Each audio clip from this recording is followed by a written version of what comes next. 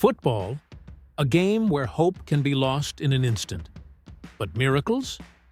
They happen when you least expect them. From absolute defeat to the craziest scenes at full time, these are the most epic comebacks in football history. Stay tuned, because what you're about to witness will remind you why we love the beautiful game. This one was arguably even tougher against Bayern Munich in the same stage of the competition. The first leg ended in 2-2 draw, and Madrid had a job to do in the second leg. Alphonso Davies scored to put them in front, and by minute 98, Madrid looked buried.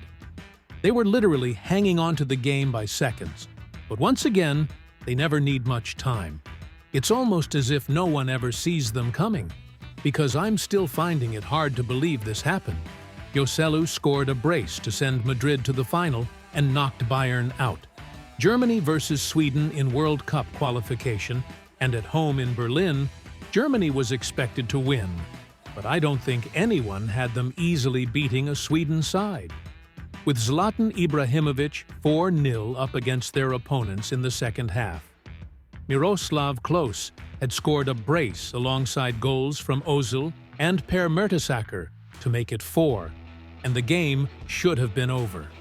I said should have been, but somehow Sweden refused to give up Zlatan's skill to make it 4-1. Minutes later, Mikael Lustig added a second to make it 4-2, and with 15 minutes left to play, Johan Lander scored to make it 4-3. Game on. The Germans woke up, tightened up at the back, and looked to close the game out. But Sweden didn't put in all that hard work to just give up like that. And in the 93rd minute, Rasmus Elm completed the comeback 4-4 absolute seeds.